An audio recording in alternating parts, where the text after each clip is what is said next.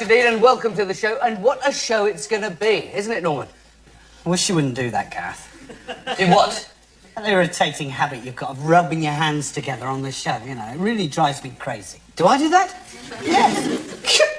Well, I've never noticed. It must be one of those sort of subconscious habits we've got, like the way you pull your earlobe.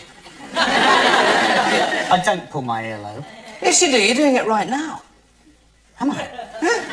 Oh, yeah. It's not as bad as that other thing you're always doing. What other thing? That is disgusting. What? Do I do that on stage? All the time, Gareth. God, I've never noticed that before. You know, it's almost as embarrassing as that other thing you do. What other thing's that? Where you clip your nose hairs in front of everybody. I do not clip my nose hair. Yes, you do. You're doing it right now. Oh, my God. Sorry? You know, there's one more thing I really can't stand about you, Gareth. What's that?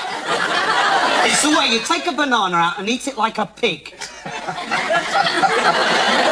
What is wrong with you, Norman? I don't do that. I don't even like bananas. Yes, you do. Look, you're doing it now. What? Well, isn't that strange? I never knew that. I'll tell you what, though, Norm. It's not as irritating as the way you take a wet fish out of your pocket and tap it against your leg. That really drives me mad. A wet fish? Honestly, I do that. All the time. It's bizarre, isn't it? Yeah? Still, you know, there's one thing we both do, and I really think we should stop doing it. And what's that? It's the way that we walk off stage, right in the middle of a... So, it's straight along here, hang a left, second on the right, straight on, and you can't miss it. I've got you. Thanks very much indeed. Cheers. What's the matter? Haven't you seen a police inspector in his pyjamas before?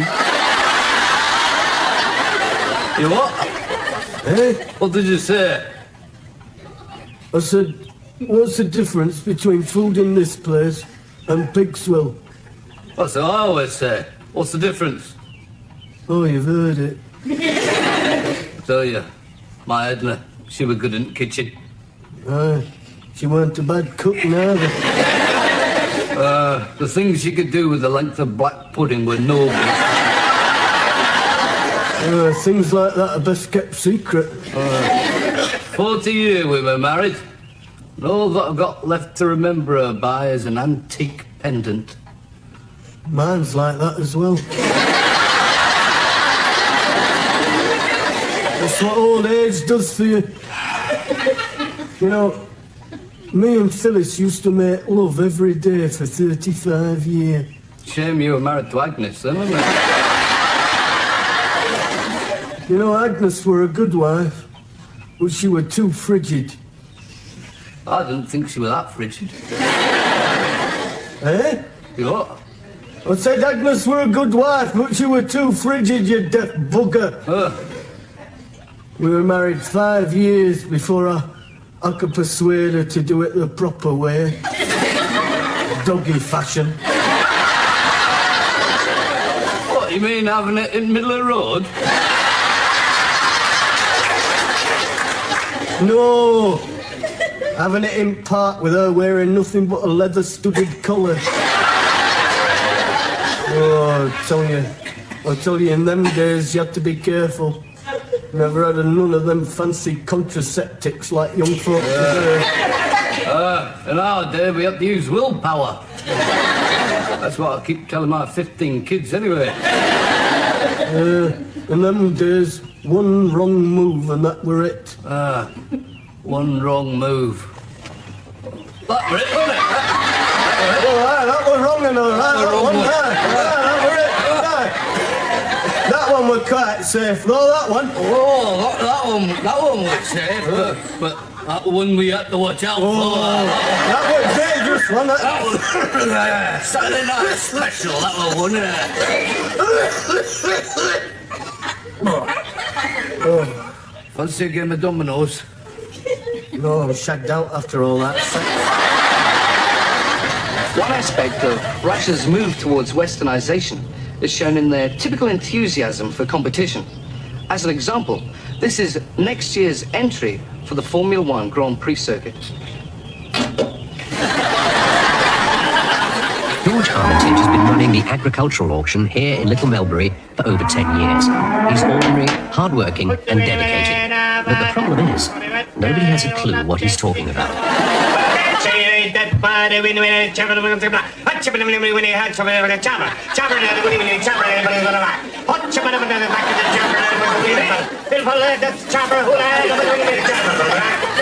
Yes, it's very interesting. You see, George is a mixture, a blend, if you like, of Saxon idiophonics, Gaelic substantives, and Dorset localisms, which, as any phonologist will tell you, come out as complete and utter bullshit. Yes,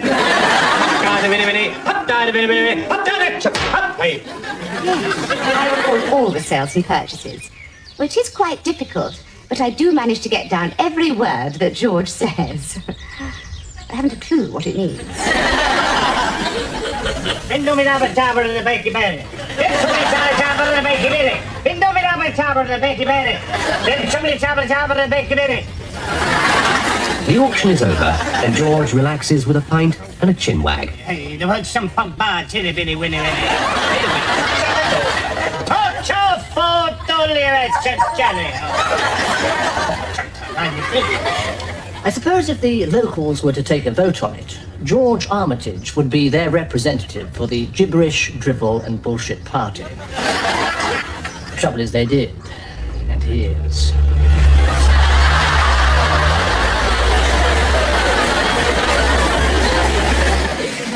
Oh dear, Ron. They're jeering. I don't like jeers. I don't like any American sitcoms.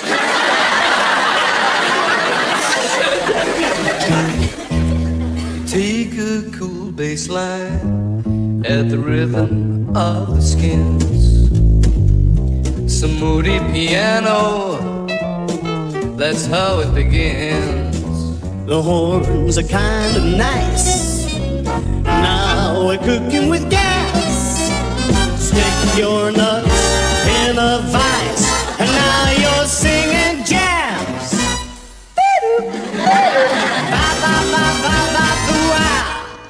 If you wanna sing a jazzy song, make it up as you go along. Take a tune, then sing it. Pick a note, then sling it around in your throat till you sound like a goat or a foghorn on a boat. Jazz is only really trendy when you make it sound all blended. Is it syncopated, or am I constipated? You know from the start, people think that it's art when you sound like an underwater fart. Then you can see quite a funny bit that doesn't seem to fit the rest of the tune. It doesn't scan or rhyme in time, man.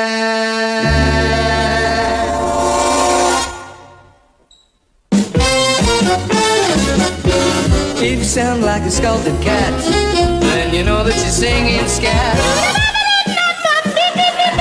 Scat always sounds the same, like jumbled up foreign names. Ragatoa, Manitoba, Papa Cat, Pedals, Zanzibar, Saskatchewan, Scunthorpe. What? I said Scunthorpe. And if you're really pissed, you can even sing a shopping list. Also, Mr. Gravy Granules, avocado, bacon burger, half a pound, a packet of peas. Rat-tat-tat-tat-tat-too-wee. So don't give me no lip. Just take this tip from me. Don't be skeptical, sing it epileptically. He said he. 'Cause the really great thing about jazz is that it's music that disappears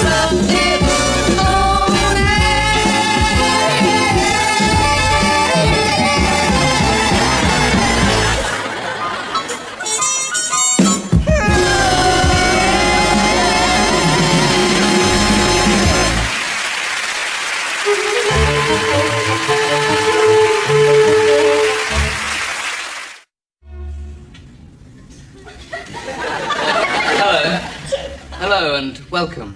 Welcome to this, my home. Soon, television will be closing down and going off the air, as they say. But you know, there's somebody out there, on air, broadcasting 24 hours a day.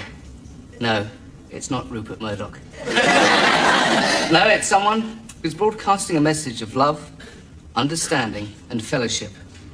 And you know, it's so easy to tune into that station. It's not difficult to find, because it's here, inside your heart. I've tuned my heart into that station, and now the programs are coming through, loud and clear. Come on, mate. What are you doing back? Oh, the game was a washout. Look, I got a Chinese. Do you want some? Do you mind? I'm trying to do my program. What program? The program I told you about. You said you were going to be out, remember? No, I don't remember. What program? This program, the one I'm trying to do now, the one you knew about and don't deny it, so would you please just go to your room? Go to my room? This is my flat as much as yours, you know. Okay, then just keep quiet and let me get on. I don't want to row about it, okay? Where was I? Oh, yes, I've tuned my heart into that station. I've tuned my heart into that station, and the message is love. Do you know who that station is? That's right. It's God.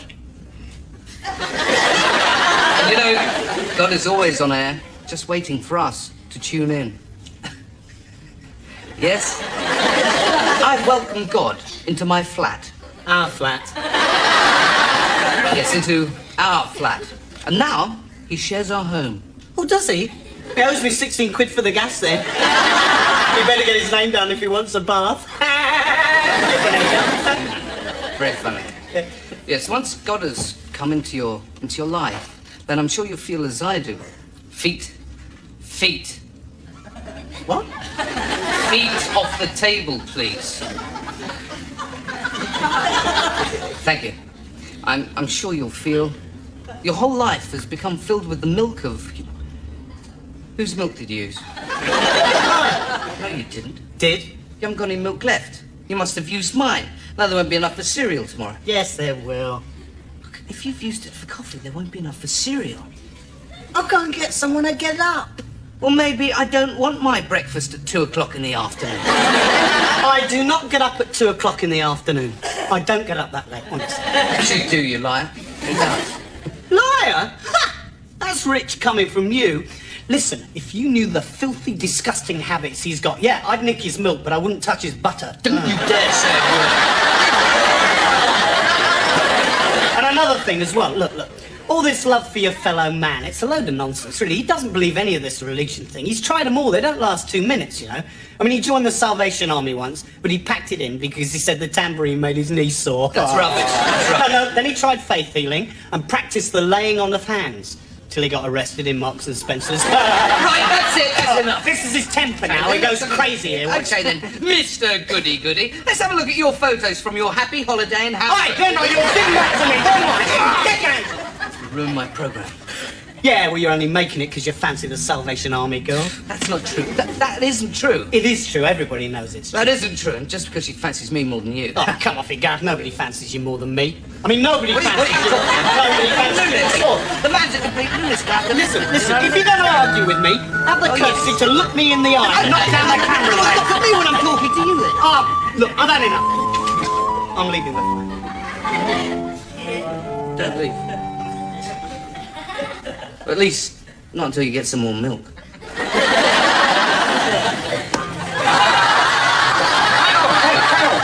How are you doing? I'm getting it ready for flat racing.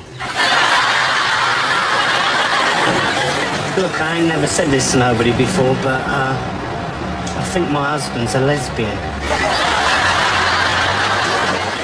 Depth 100 feet. Secure at 100 feet. Maintain revolutions. Maintain revolutions.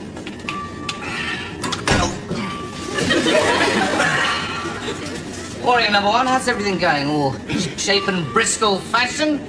Is everything as neat and spruce as a cat and pattens, eh? Yes, Captain, everything's fine. Good, because a ship in fine fettle is a good submarine. Remember that, number one, you won't go far wrong in Her Majesty's Maritime Submarine Service. Now, we're underwater at the moment, aren't we? Yes, sir? How far underwater? No, don't tell me. Let me guess. Are we 6 feet? 10 feet? 100 feet, Captain. 100 feet? Well, that is deep, isn't it? Anything more than 6 feet and it starts my ears popping. Do your ears pop when we submerge, number one? Sir? Whoop! There they go again! Still, we're not going to let a bit of ear popping disrupt the smooth running of this submarine, are we? No. Okay, number one, I'll take over now. Very good, Captain. What should we do now, then, I know what. I'll summon the steward and we can all have a nice cup of cocoa. What on earth was that noise? A torpedo, sir. He just fired a torpedo. A torpedo? Well, how exciting. Did we hit anything? Oh, nothing of the matter, sir. Just the Isle of Wight. It's splendid. Right. What should we do next, then? Oh, I know. Periscope. We're too deep for the periscope. And we're too deep for my ears, mister. But do you hear me harping on about it like some wittering old woman? If you can't stand the heat, then get out of the furnace. And that goes for every man jack aboard this vessel. And that goes for every man jack aboard this vessel. Now, I'll tell you one more time, mister. Up periscope. Up periscope. Up periscope, sir. Oh, this is a lot of fun, isn't it? See anything, Captain? Oh, I don't know. I can't quite make it out. It looks like a giant white conger eel. I'm getting something on the screen, Captain. What is it? Down salsa. It looks like a back scrubber. A back scrubber and a giant white conger eel. Action stations! Sink! Watch out for that giant white conger eel! Sink! Watch out for that giant white conger eel! Torpedoes way back, scrubber.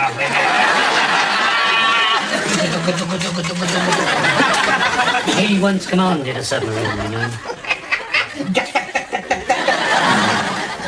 Tuesday. Look, can you hear me? Just a minute.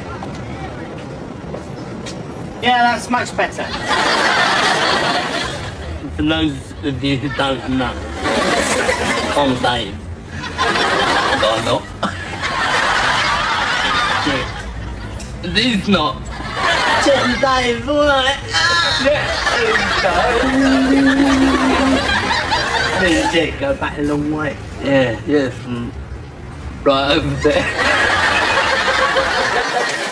I'm standing here outside the home of Mr. Bill Parker, TV set designer, a man described by some as a creative genius.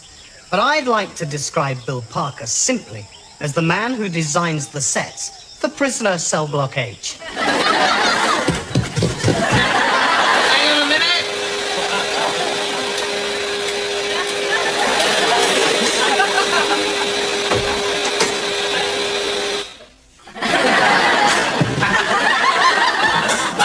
Oh, good day. Hello there.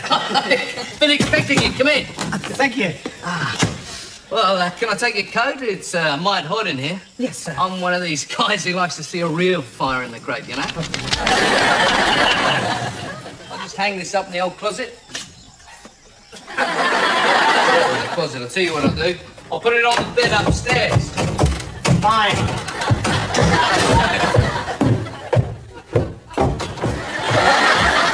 What do you think of the place? Do you like it? Very interesting, yes. I'll tell you what I'll do. I'll get us a couple of nice cold beers. They're in the fridge, in the kitchen over here. Okay.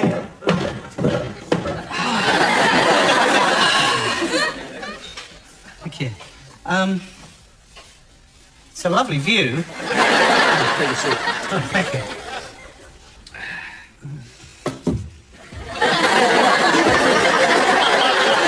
So, Mr. Mr. Parker, when did you first start designing sets for television?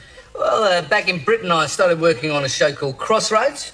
Mind you, in those days, money was no object. I mean, the reception area alone cost well over 15 quid. When that job fell through, I worked for a couple of years on a show called Take the High Road. I suppose this is when Australia called, is it? Yeah. I saw the sets on an Aussie soap called Neighbours, and they were much better than anything I'd ever done. I mean, they were using high-tech stuff like blue tack. They had some really good ideas for Prisoner. Oh, talking of prisoners' cell block, H, perhaps you could tell me, why is it when the prisoners lean against the cell bars, it looks as though the bars bend back as though they're made of rubber? Well, I'll tell you a little secret. They are made of rubber. That's just between you and me, all right? Truth, is that the time? I've got to get young Archie to bed. Don't cry, Archie. Can you let yourself out?